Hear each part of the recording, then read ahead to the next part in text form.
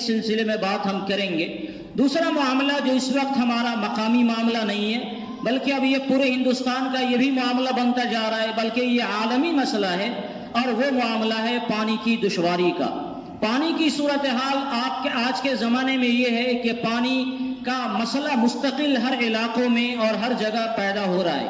اللہ تعالیٰ کی عظیم نعمتوں میں سے پانی بھی ایک بڑی نعمت ہے، اور اللہ تعالیٰ نے قرآن کریم میں پانی کی اہمیت کا تذکرہ کرتے ہوئے جگہ جگہ اس کا تذکرہ فرمایا اور اس پر اپنی نعمتوں کا تذکرہ فرمایا، احسان جتلایا کہ اللہ نے پانی کو تمہارے لیے اتارا ہے۔ اللہ نے فرمایا وَجَعَلْنَا مِنَ الْمَاءِ كُلَّ شَيْءٍ حَيٍّ، ہر جاندار چیز کو ہم نے پانی سے بنایا۔ اللہ نے فرمایا اللہ الذي خلق السماوات والارض وانزل من السماء ماء، آسمان سے پانی ہم اتارتے ہیں، اور آسمان سے پانی اتار کر پھر زمینوں کو ہم زندہ کرتے ہیں، اور پھر زمینوں سے غلے وغیرہ ہم نکالتے ہیں، یہ سب تمہارے فائدے کے لیے ہے۔ قرآن کریم نے اس آیت میں جس کی تلاوت میں نے خطبے میں کی، اللہ تعالیٰ ارشاد فرماتا ہے افرأیتم الماء الذی تشربون اانتم انزلتموہ من المزن ام نحن المنزلون، جو پانی تم پیتے ہو یہ پانی آسمان سے کون برساتا ہے؟ تمہارے اندر یہ سکت ہے؟ اللہ فرماتے ہیں اس پانی کو ہم برساتے ہیں، اور اگر ہم چاہیں تو اس اترے ہوئے پانی کو جو آسمان سے برستا ہے، اس پانی کو ہم ناقابل استعمال بنا دیں، تمہارے کام کی نہ رہے، تمہارے پینے کے لائق نہیں رہے۔ لو نشاء جعلناہ اجاجا، اگر ہم چاہیں تو اس پانی کو کھارا بنا دیں، یہ تمہارے پینے کے لائق نہیں رہے گا، تمہارے استعمال کے قابل نہیں رہے گا۔ قرآن کہتا ہے فلولا تشکرون، لوگوں اللہ کی اتنی بڑی نعمت پر اللہ تعالیٰ کا شکریہ کیوں نہیں ادا کرتے ہو؟ قرآن کریم نے ایک جگہ استعمال کیا هو الذی یرسل الریاح بشرا بین یدی رحمتہ، یہ پانی اللہ کی ایک رحمت ہے۔ اللہ تعالیٰ نے صرف نعمت نہیں کہا، بلکہ یہ کہا کہ پانی اللہ کی ایک رحمت ہے، اور اللہ فرماتے ہیں جب ہمیں اپنی رحمت کو اتارنا ہوتا ہے تو رحمت کو اتارنے سے پہلے ہواؤں کو چلاتے ہیں، جو خوشخبری دیتا ہے انسانیت کو کہ لوگوں اللہ کی رحمت نازل ہونے والی ہے۔ هو الذی یرسل الریاح بشرا، ہم ہواؤں کو بھیجتے ہیں بشارت سنانے کے لیے کہ اب اس کے بعد اللہ کی رحمت تمہارے پاس آنے والی ہے، اور آسمان سے بارش کی شکل میں تمہارے اوپر پانی آنے والا ہے، بارش ہونے والی ہے۔ یہ اللہ تعالیٰ کی رحمت ہے، اور اللہ تعالیٰ نے قرآن کریم میں ایک دو جگہ نہیں دسیوں جگہ اس کا تذکرہ فرمایا۔ اسی لیے پانی کی اہمیت اپنی جگہ مسلم ہے۔ پانی انسان کی زندگی کی ایک بڑی ضرورت ہے، اس کے بغیر انسانی زندگی نہیں۔ کسی بھی جاندار کی زندگی کا ایک لمحے کے لیے آگے بڑھنا یہ دشوار ہے۔ آپ پانی نہ ہو کھانا پینا آپ کا بند ہو جائے گا، پانی نہیں ہو صفائی کا نظام آپ کا نہیں چلے گا، پانی اگر نہیں ہو تو مکان وغیرہ کی تعمیرات آپ نہیں کر سکتے، پانی اگر نہیں ہو تو زراعت اور کھیتی باڑی کا نظام آپ نہیں چلا سکتے، پانی نہیں ہو تو آج کے زمانے میں دنیا جہان کی جو فیکٹریاں بنی ہوئی ہیں اور جہاں سے ہماری نہ جانے کتنی ضرورتیں پوری ہو رہی ہیں، ان ساری فیکٹریوں کا اور ان صنعتی کاروباروں کا سارا نظام گویا پانی کے اوپر ٹکا ہوا ہے۔ اگر ایک سال نہیں ایک مہینہ اللہ تعالیٰ پانی کے سارے نظام کو بند کر دیں، آسمان سے بارش آنا بند ہو جائے، زمین کے سوتوں کو اللہ تعالیٰ پانی کے بند فرما دیں، تو یقین جانیے کہ بغیر قیامت آئے ہوئے دنیا میں قیامت آ جائے گی، انسان کا جینا دوبر ہو جائے گا۔ اور اسی اہمیت کے پیش نظر ہر زمانے میں پانی کی اپنی جگہ اہمیت رہی ہے۔ آپ کو یاد ہونا چاہیے کہ پانی پر لڑائیاں آج نہیں ہیں، تقریباً 5000 سال پہلے سے پانی پر لڑائی چلی آ رہی ہے۔ پہلے زمانے میں بھی پانیوں پر لڑائیاں ہوئی ہیں، مختلف ملکوں میں پانی پر لڑائی ہوئی ہے، مختلف نہروں کے بارے میں یہ لڑائی چل رہی ہے حکومتوں میں آج بھی کہ اس نہر پر ہمارا قبضہ ہونا چاہیے یا یہ نہر ہماری حدود مملکت میں آنی چاہیے۔ اور یہ بھی یاد رکھیے کہ مبصرین کا یہ بھی کہنا ہے کہ آپ اب جو عالمی جنگ اگر کبھی ہوگی تو وہ اس جنگ کی بنیاد پانی ہی ہوگا، اور پانی پر یہ لڑائیاں ہوں گی، اور اس طرح پوری دنیا ایک عالمی جنگ کے وبا میں اور اس کے چپیٹ میں آ جائے گی۔ ایک طرف صورتحال یہ، اور دوسری طرف پانی کی صورتحال یہ ہے کہ اسی اہمیت کے پیش نظر ہر زمانے میں لوگوں نے اپنے اپنے طور سے پانی کے ذریعے لوگوں کی خدمت کرنا باعث ثواب سمجھا، اور صدقہ جاریہ کے طور پر پانی کا نظام پیدا کیا۔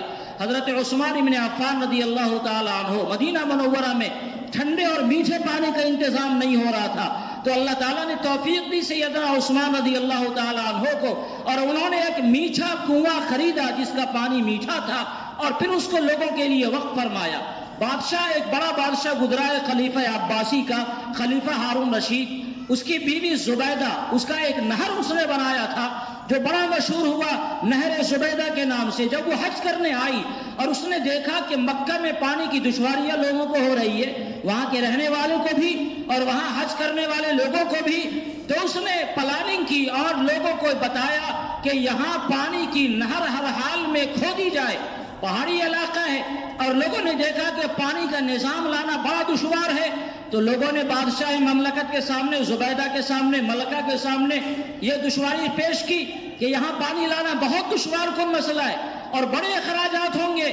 تو ملکہ زبیدہ نے ایک بات کہی کہ اگر ایک کدال کے بدلے، ایک پھاوڑا چلانے کے بدلے ہمیں 1 دینار سونے کا سکہ بھی اگر خرچ کرنا پڑے گا تو اللہ کے اس راستے میں ہم خرچ کریں گے، مگر مکہ والوں کو پانی سے سیراب کیا جائے۔ چنانچہ 38 کلومیٹر دور سے پانی کا نظام چلایا گیا اور ایک نہر بنائی گئی، پختہ نہر بنائی گئی، جس نہر کا نام بعد میں مشہور ہو گیا نہر زبیدہ، اور اس پر تقریباً 20 لاکھ دینار اس زمانے میں خرچ ہوئے تھے۔ 20 لاکھ دینار سونے کے سکے، آپ اندازہ نہیں لگا سکتے آج کے زمانے میں اس کی مالیت کیا ہے۔ جب وہ تیار ہوا 3-4 سالوں میں وہ بننے کے بعد جب اس کا سارا حساب اور کچا چٹھا ملکہ زبیدہ کے سامنے پیش کیا گیا تو ملکہ زبیدہ نے یوں لے کر اسے پھاڑ دیا اور دریا میں ڈال دیا اور کہا یہ حساب میں اللہ تعالیٰ کے یہاں کروں گی، دنیا میں اس کا مجھے حساب نہیں لینا ہے، یہ حساب میں اللہ کے اکاؤنٹ میں جمع کرتی ہوں اور وہاں میرا حساب ہوگا اور اس کے اجر و ثواب کو میں وہاں حاصل کروں گی۔ تو ہر زمانے میں آج سے تقریباً ہم کو لگتا ہے 70-80 سال تک اس نہر سے پانی لوگ فائدہ حاصل کر رہے تھے، اب وہ نہر سوکھ گیا ہے لیکن اس کے آثار اور بقیات آج بھی موجود ہیں۔ تو ہر زمانے میں لوگوں نے پانی کا انتظام کیا ہے، اسی لیے پانی کی اہمیت کے پیش نظر نبی اکرم صلی اللہ علیہ وسلم نے پانی کے استعمال کی بھی تاکید فرمائی اور اس سلسلے میں بے پناہ احتیاط فرمایا ہے۔ آپ علیہ السلام کے عمل سے بھی اور آپ کے ارشادات اور آپ کے احکامات سے بھی پانی جیسی عظیم نعمتوں میں فضول خرچی سے منع کیا گیا۔ ایک تو یہ اللہ کی نعمت ہے اور اللہ تعالیٰ نے اپنی نعمت کے بارے میں سیدھا قاعدہ بتایا ہے کہ نعمتوں کا استعمال کرو اور فضول خرچی نہیں کرو۔ قرآن کریم نے کہا کلو وشربو، کھاؤ اور پیو، ولا تسرفو، اور اس میں اسراف نہیں کرو، فضول خرچی نہیں کرو۔ اور اسی طرح آقا علیہ السلام نے بھی لوگوں کو تلقین فرمائی۔ صحابہ کرام میں ایک صحابی حضرت سعد ہیں، وضو بنا رہے تھے اور نہر پر وضو بنا رہے تھے۔ حضور علیہ السلام نے فرمایا سعد پانی میں اسراف نہیں کرو۔ انہوں نے عرض کیا یا رسول اللہ پانی میں بھی اسراف ہوتا ہے؟ تو حضور علیہ السلام نے فرمایا کہ جی پانی میں بھی اسراف ہوتا ہے، بھلے تم جاری اور بہتے ہوئے نہر پر وضو بنا رہے ہو، کوئی نہر بہ رہی ہو، اس کا پانی روا دوا ہو اور وہاں آدمی وضو بناوے تو بہتے نہر میں آدمی کتنا پانی نکالے گا، کیا فرق پڑے گا؟ لیکن میرے آقا نے فرمایا کہ نہیں، یہاں بھی اسراف ہے، اس لیے پانی کو تول کر خرچ کرنا چاہیے، اللہ تعالیٰ کی نعمت ہے۔ یاد رکھیے اللہ تعالیٰ نے انسانوں کے نظام اور کائنات کو نظام کے بنانے اور بسانے کے لیے جو چیزیں جتنی ضرورت کی مقدار ہے سب کو عطا فرما رکھا ہے۔ اب اس کی تقسیم اگر عادلانہ انداز سے ہوگی تو کوئی دقت کبھی دشواری پیش نہیں آئے گی۔ ہماری مسجد میں مثال کے طور پر اگر 500 لوگ ہیں اور مجھے مٹھائی کا ڈبہ تقسیم کرنا ہے، میں 500 ڈبہ کسی کے حوالے کر دوں، تقسیم کر دیا جائے، سب کو اگر ایک ایک ملے گا کسی کو کوئی دقت نہیں ہوگی۔ لیکن کوئی بندہ آوے 2 لے لے، کوئی بندہ آوے 3 لے لے تو یقینی طور پر دوسرے کا حصہ گھٹے گا اور اس کو پریشانی ہوگی۔ اللہ رب العزت نے یہ زمین اور آسمان کا جو نظام بنایا، اللہ تعالیٰ نے اپنے ذمے لیا ہے ہمارا کھانا خرچہ اور ہماری خوراک کا انتظام، ہماری روزی روٹی کا انتظام تو ہمارے حساب سے اللہ نے پیدا فرما رکھا ہے۔ لیکن اگر کوئی 2 ڈبہ اٹھا لے، کوئی 3 ڈبہ اٹھا لے تو ظاہر ہے کسی بندے کے حصے میں کمی ہوگی اور اسی کی وجہ سے نظام اتھل پتھل ہوگا۔ پانی کو جہاں 1 لوٹا خرچ کرنا چاہیے وہاں اگر 2 لوٹا خرچ کریں گے تو آج نہ کل پانی کی کمی کا مسئلہ درپیش ہوگا اور پانی کی جو سطح نیچے جائے گی اس کی وجہ سے دشواری ہوگی۔ حضور علیہ السلام کے غسل اور وضو کے بارے میں صحابہ کرام نے تو یہاں تک پیمانہ کر کے بتایا کہ آپ علیہ السلام نے کتنا پانی وضو میں استعمال فرمایا اور کتنا غسل میں استعمال فرمایا۔ صحابہ کرام کے بیان کے مطابق 1 مد پانی اللہ کے رسول صلی اللہ علیہ وسلم وضو میں استعمال فرماتے، اور 1 سا پانی آپ غسل میں استعمال فرماتے. اگر آج کے لیٹر کے حساب سے میں بات کروں تو 1 مد پانی تقریباً 1.25 لیٹر کے آس پاس ہوتا ہے. 1 لیٹر سے کم. 1 لیٹر سے کم میں آپ وضو فرماتے تھے. 1 لیٹر سے کم میں بہت آسانی سے وضو کیا جا سکتا ہے. ہم لوگوں نے 100 گرام پانی میں وضو کیا ہے. اللہ تعالیٰ نے جب حرم پاک میں بھیجا، اعتکاف میں تھا اور فجر کے وقت وہاں پانی لاک ہوتا، تہخانے میں ہوتے، فجر کی نماز کا مسئلہ ہوتا، تو 200 گرام والا جو پانی کا بوتل ہوتا اس سے وضو کرتے اور آدھا پانی بچا لیتے. تو 100 گرام میں اگر آدمی وضو کرنا چاہے بہت آسانی سے وضو کر سکتا ہے. اور آقا علیہ السلام نے جو غسل فرمایا ہے 1 سا پانی سے، 1 سا پانی کی مقدار آج کے لیٹر کے حساب سے تقریباً 4 لیٹر ہوا کرتا ہے. یعنی صرف 4 لیٹر میں میرے آقا صلی اللہ علیہ وسلم نے غسل فرما کر امت کو یہ تلقین فرمائی کہ اگر تمہارے پاس بہتی گنگا بھی ہو اگر پانی کی تو فضول خرچی نہیں کرنا ہے، کم سے کم پانی کا استعمال کرنا ہے. 4 لیٹر پانی میں آدمی غسل کیسے کرے گا؟ آج کے زمانے میں ہمارے اور آپ کے لیے بڑا مسئلہ ہے، کیونکہ 10 بالٹین پانی کے نہانے کے ہم عادی ہو گئے، اور اس لیے ہمارے لیے 4 لیٹر پانی کا کوئی تصور نہیں کیا جا سکتا ہے. مجھے یاد پڑتا ہے کہ میں نے بہت پہلے ایک واقعہ بیان کیا تھا. استاد گرامی حضرت مولانا مفتی سعید احمد پالنپوری رحمۃ اللہ علیہ، جیسے ترمذی میں ہم لوگوں سے انہوں نے فرمایا تھا کہ میں نے حج بیت اللہ کے موقع سے میں نے ایک آدمی کو دیکھا. انہوں نے بتایا کہ میری جسامت سے 2-3 گنا موٹی جسامت والا ایک بندہ صابن سے نہا رہا تھا، اور ان کی جسامت میری جسامت سے زیادہ تھی مفتی صاحب کی، اور ان کی جسامت سے 2-3 موٹی جسامت والا بندہ نہا رہا تھا. اور انہوں نے فرمایا 1 لیٹر پانی میں اس بندے نے صابن سے غسل کیا.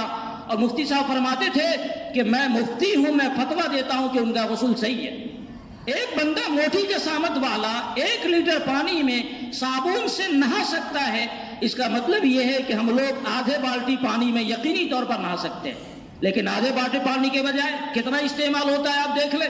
یہاں وضو بنانا ہے، وضو بنانے کے لیے ہم نے پانی کھولا، اب دانت رگڑ رہے اور پانی گر رہا ہے. صاحب کیا مسئلہ ہے؟